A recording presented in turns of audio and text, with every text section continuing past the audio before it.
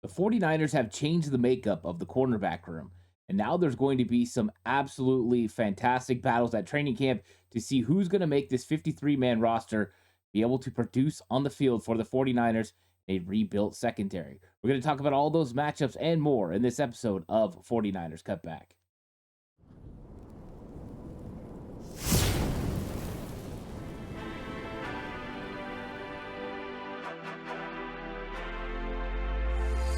From the alley-oops at Kezar to the glory days at the stick. From who's got it better than us to brick by brick. It's always the 49ers way, from off-season to game day. Yeah, we talk back. It's the 49ers Cutback.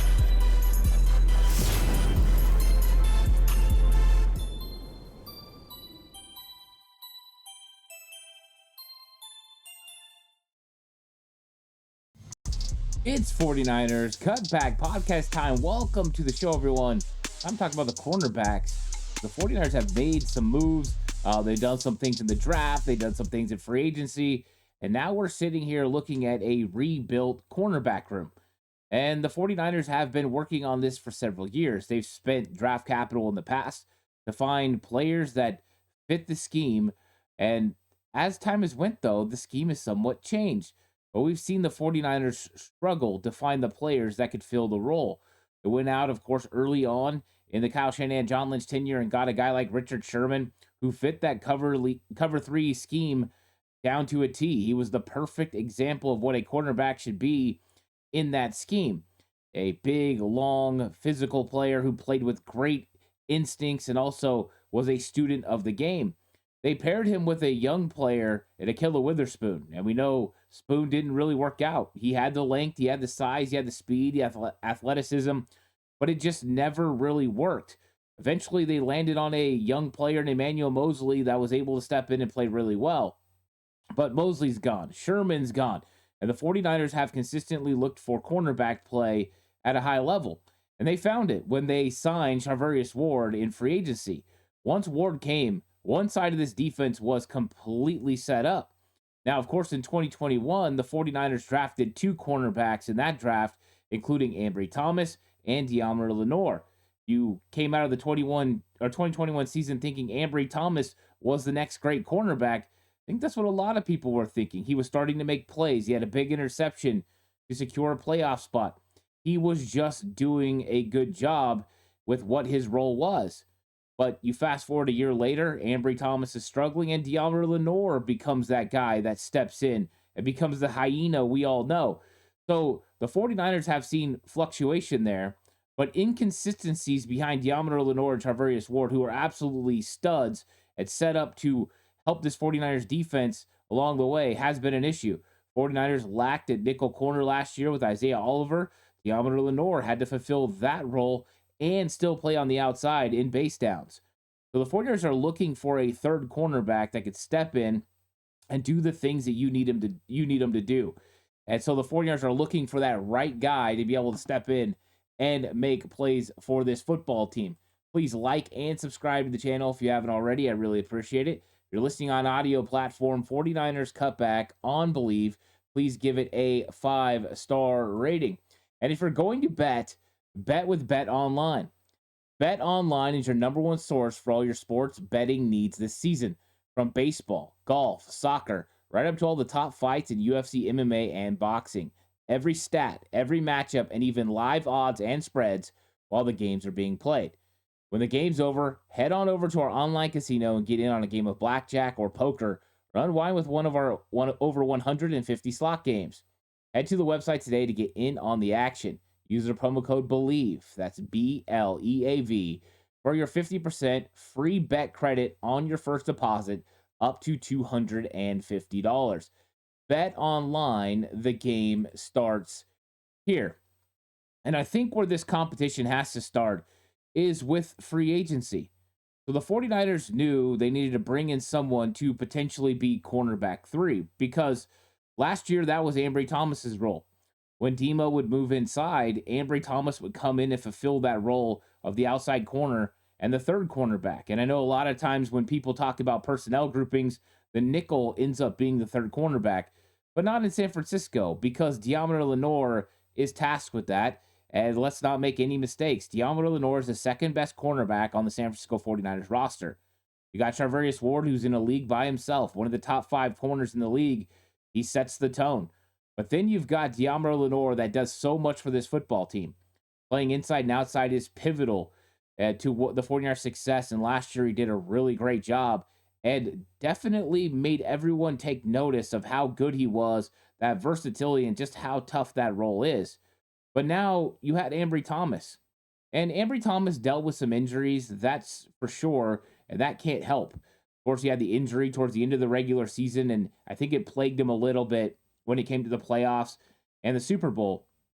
But the 49ers definitely were looking to go a different direction, and they struck on a cornerback out of New Orleans in Isaac Yiadom.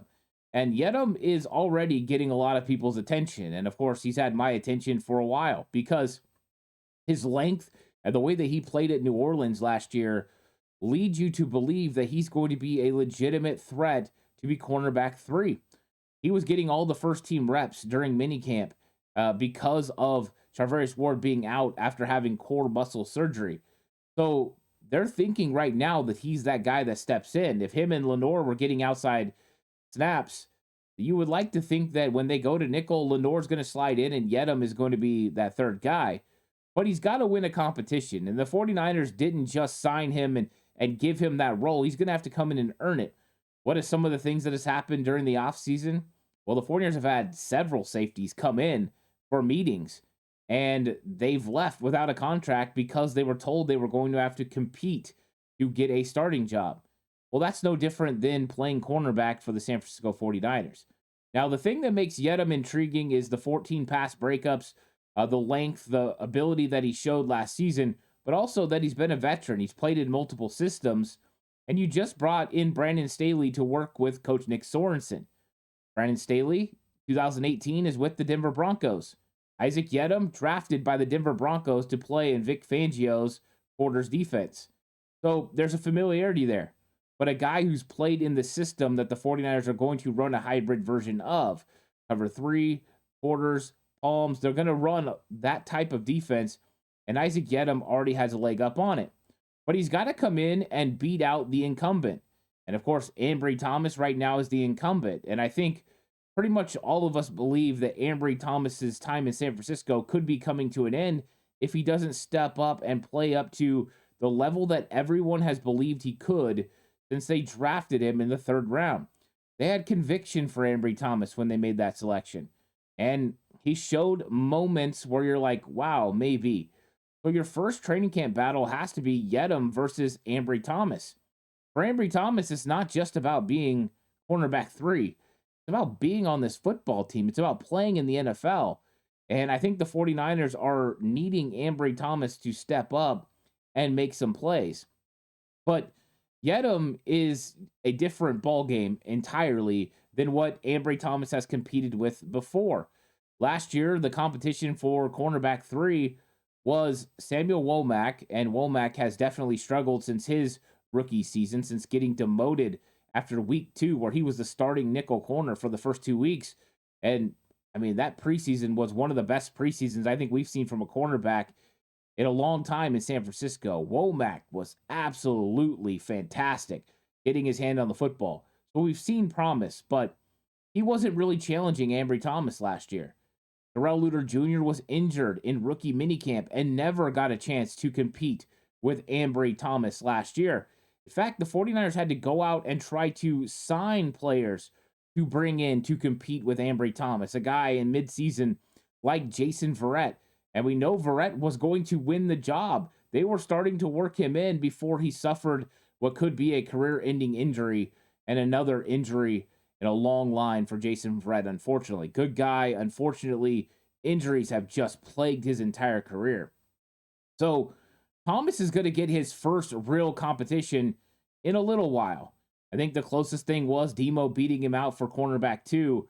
But now we've got a situation where he's on the brink of going against a few guys because the 49ers didn't just get Yiadom. They also brought in Rock Ya-Sin. And Rock Ya-Sin's been in this league since 2019 and been able to start for the Colts and the Raiders and played for the Baltimore Ravens last year. Not a lot of starts last year, a year coming off an ACL, but he's looked good in minicamp.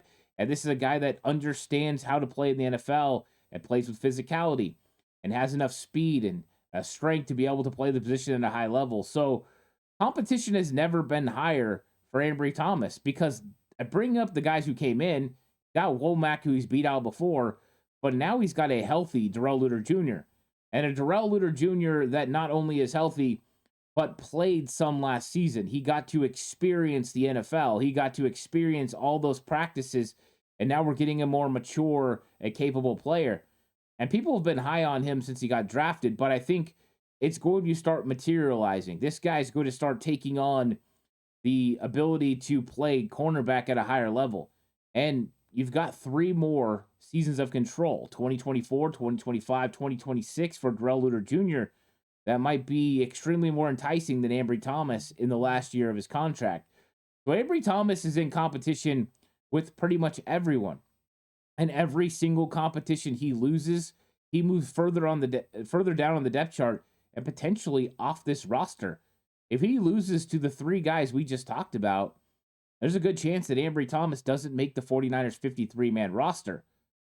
That is a tough pill to swallow for a guy that's played a lot of football for the 49ers and a lot of starting football in some key situations. But that's how good the 49ers are getting their cornerback room. No longer do they want to have to rely on players that are inconsistent.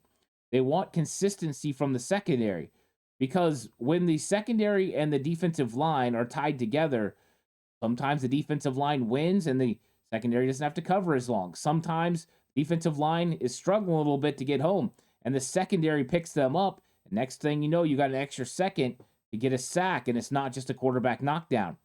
So it was imperative for the 49ers to upgrade the position. Isaac Yedem was the first step.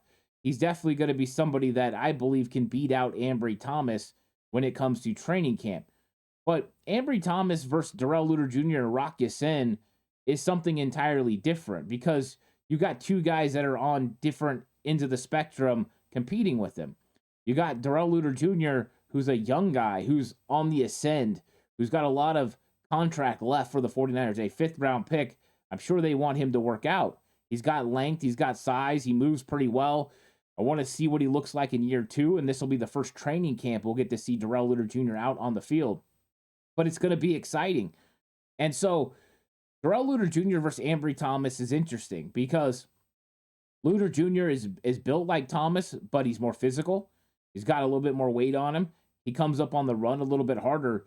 And there's a little bit more unknowns. Where we know about the inconsistencies of Ambry Thomas, we don't really know how Darrell Luter Jr. is going to play in and play out. We haven't got to see it on the field.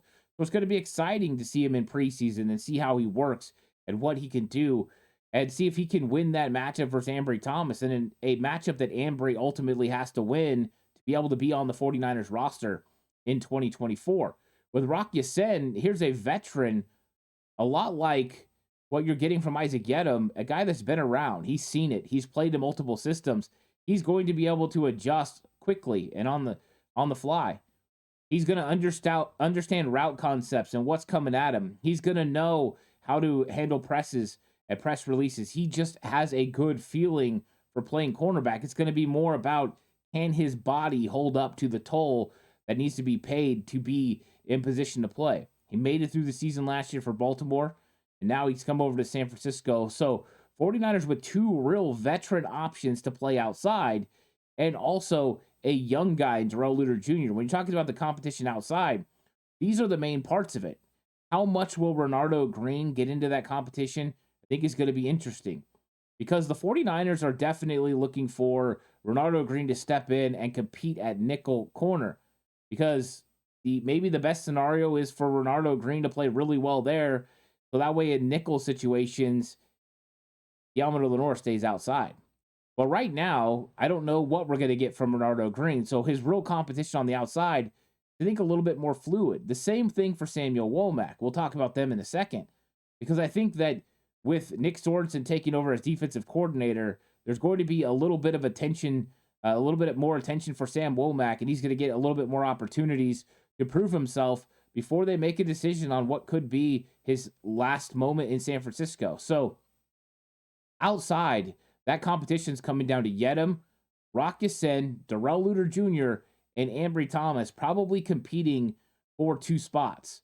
So there's likelihood that a really good football player is not going to make it. Now, the 49ers could ultimately decide to keep 6 cornerbacks, especially with guys with versatility to play outside and in, like Deommodore Lenoir, like Renardo Green, because we know Lenoir, Charvarius Ward, and Renardo Green are all locks to make this roster. And then after that, you've got some decisions to make. So the outside competition is going to be a lot of fun for the 49ers. Who's going to win those matchups? And somebody like Darrell Luter Jr. might end up being the reason that Ambry Thomas doesn't make this roster. I think what will be interesting is when the 49ers are faced with the decision between a guy like Rock Ya-Sin, who just knows how to get it done, and a guy like Darrell Luter Jr. that has that upside to potentially grow and get better. How much do they make a decision to go with the young guy or the veteran? Because the veteran makes sense when you get into the playoffs. He's experienced it. He knows how to play in big football games and big moments. There's not going to be anything he's not used to seeing, and you're trying to win a Super Bowl. But the young guy is a guy that could end up being someone really great. Do you want to give up on him right now? So the 49ers are going to be faced with that decision. So those guys are in an ultimate battle, and Ambry Thomas is in a battle to make this team between Isaac Yedem, Ambry Thomas, Rock Ya-Sin, and then, of course, the young guy, Darrell Luter Jr. I think that's going to be a lot of fun.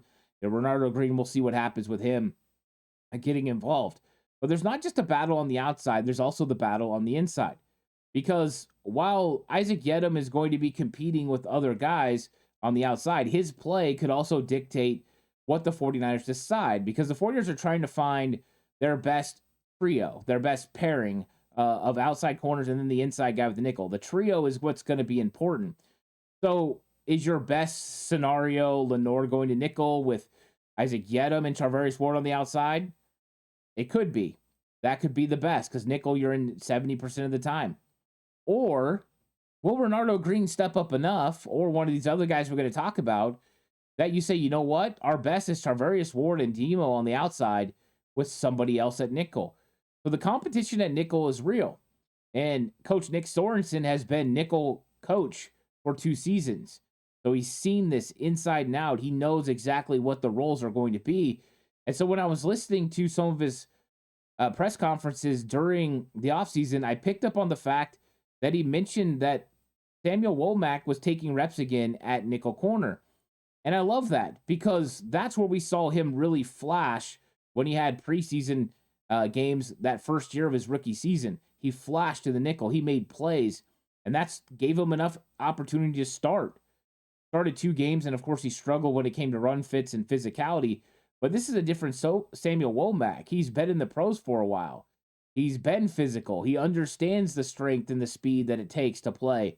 So I'm curious what he looks like in there. And I don't really want to count him out in this battle because he could be a dark horse way for him to make this football team.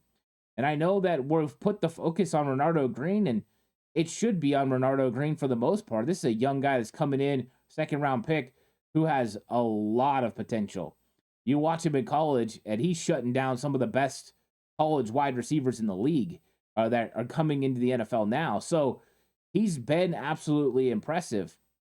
But he's going to have to compete too. And first, Renardo Green has to compete with Deommodore Lenoir and Isaac Yedem. And even though him and Yedem aren't in the exact same position, they're competing. Whoever's play is above the other is going to dictate where Lenoir goes. If Renardo Green, the simplest way is prove you're better than Deommodore Lenoir playing nickel. Now, that's not an easy task. Lenoir has been one of the better nickel corners in all of 2023. So him coming in and doing that would definitely make it so the 49ers are like, you know what? Demo, you're going back outside. Renardo's just too good. That's the best case scenario for the San Francisco 49ers. Renardo Green being so good, Demo has to stay outside. The other situation is just that maybe he's not better than Demo, but the trio together is better than what it would be with Yedem, Lenoir, and Charvarius Ward. That's the second way he gets on the field right away, is proving that he's the best third part. So that's that not direct competition with Isaac Yedem. Even though they're not playing the exact same position, they are in competition to be the best of the trio. So For Renardo Green, that's a way. But for Renardo Green, that's not the only competition he has. I just brought up Sam Womack. And if Womack's going to get a fair shake at playing nickel corner, he might be coming in to prove that point.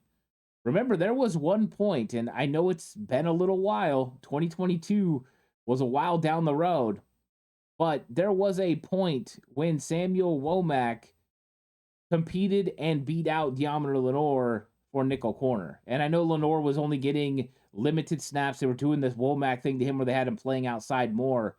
But Womack proved that he was the best nickel corner on that football team, and he was able to step in and start weeks 1 and 2. Now, his inconsistent play, his lack of physicality in the run game definitely made them drop him off, and they went with Lenoir. Lenoir never looked back. And even when they had an opportunity to go back to Sam Womack once Lenoir moved outside with the Emmanuel Mosley injury, they did not. They went with Jimmy Ward. But the 49ers know they've got a good player that plays with instincts in Womack, and maybe a move inside will produce that same electricity we saw in his rookie season during preseason. Maybe it can produce a player that stands out and steps up. So Sam Womack can come in and compete with Renardo Green. He can come in and compete with Isaac Yedem, another indirect competition. Womack just has to prove that he can handle run fits, that he can cover the slot fade, that he's able to do the things that we've seen him do before as far as pass defense. But then he's got to add run fits on top of that. But experience in the defense should help Sam Womack out a lot. He will now understand the defensive scheme, where defensive linemen are going to be, where linebackers are going to be, and what his run fit responsibilities are going to be. Then he just has to go up and make the tackle. Easy enough, right? I think it's going to be one of those things that Womack's going to have to consistently show how good he is. But I think getting the nod from Sorensen that, hey, we're going to give you another whirl on the inside playing nickel is a good sign. It may have not been what Steve Wilks wanted, but maybe we saw D'Amico move him in there initially. That's what they thought. Maybe it's going back to original thoughts and thinking, hey, this guy's further along now in his maturation process. Now he can handle it. So I think Sam Womack is a legitimate part of this competition on the inside. I don't see him as a real threat on the outside. With the 49ers adding the guys that they added with Yedem, Rock Ya-Sin, and still having Ambry Thomas and Darrell Luter Jr., I don't think that's his best avenue to make the football team. Best avenue is to prove that he's either right under Deommodore Lenoir or competing with Deommodore Lenoir as that good of a nickel corner. If he could do that, boy, would that elevate this 49ers defense. Deommodore Lenoir goes back outside, and then Womack comes in obvious nickel situations. Then what? Isaac Yedem's a backup? Boy, would that change the whole look of the 49ers secondary. Now, that's definitely jumping to some conclusions. That would conclude that Samuel Womack's playing up to that level, and I haven't seen anything to tell me that he's going to. I just see that they're moving him inside, and I'm hopeful that we can see a resurgence like we saw from him in his rookie season. Maybe now he captures that lightning in a bottle. I think the talent is there. And right now, all the attention's going to Renardo Green, so Sam Womack's flying under the radar. He's not going to get as many opportunities. He just won't. It's going to be Lenoir. It's going to be Renardo Green. And then it'll be Sam Womack. And Womack's not even alone. The 49ers weren't done there. They also got Chase Lucas to come in and compete at nickel corner. And Chase Lucas is an experienced nickel corner. I remember watching him when he was at Arizona State. I liked him as a corner. He spent some time up in Detroit. He's a really good special teams player. That's one thing about Womack, Chase Lucas, probably Renardo Green. They're going to be good special teams players. And adding on special teams is important. Guess what Isaac Yedem does? Special teams. Guess what Ambry Thomas doesn't do well? Special teams. That's why a real struggle for Ambry Thomas against the rest of this team. Darrell Luter Jr., I know he had a bad play in the Super Bowl, but there were some really big plays as well. He ran down D. Eskridge when Eskridge was going to break for a touchdown, a kickoff return last year, our kickoff team, and he ran him down from behind. So Luter Jr., even though he made a mistake and let a ball hit off his leg, and we could argue that was Raymond McLeod's fault, Darrell Luter Jr.'s fault, both fault. Things like that happen sometimes, unfortunately. But those guys are all good special teams players, and Chase Lucas is another one of those guys that's being added to the fray and added to the competition. So Chase Lucas has good instincts. He understands concepts pretty well. He's a legitimate signing. Like, this isn't a guy that you're thinking is just a camp body. This is an actual competitor. He has a shot to come in and compete with the other guys.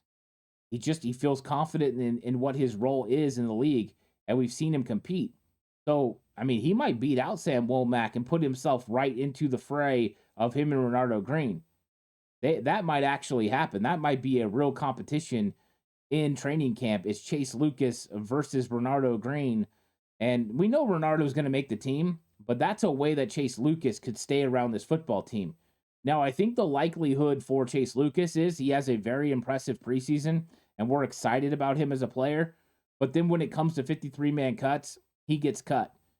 And I'm hoping that he clears waivers and the 49ers can bring him back on the practice squad because I think he's a player that could really help this football team. And I know guys that could get cut like Ambry Thomas or even Sam Womack might be really enticing for the 49ers. I think that Womack might get picked up on waivers, but I think Chase Lucas might squeeze through and the 49ers could go ahead and put him on the practice squad. And he could be a guy that helps the football team in case of an injury.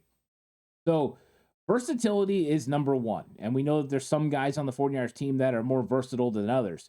Deommodore Lenoir and Renardo Green are the most versatile players that they have. Now, Charvarius Ward could follow anyone everywhere. He's a number one corner in this league, so he's the outlier. But those other two have the flexibility. Womack might be the next guy with the most flexibility. Even though he hasn't been consistent on the outside, he can play inside and out.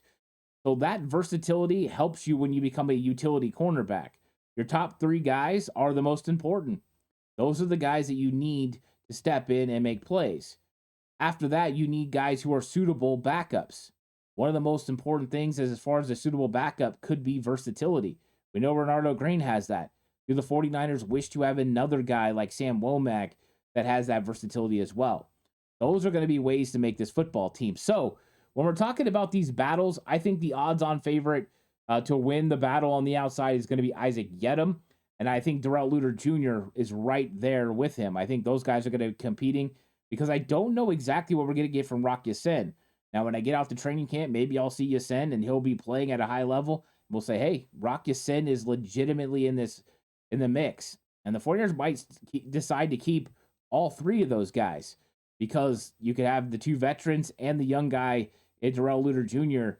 and just know that you've got guys behind Charvarius Ward, behind Deommodore Lenoir, and with Renardo Green, 6 cornerbacks that you feel really comfortable, a mixture of young players and veterans that can get it done. So I think those guys are really a part of it.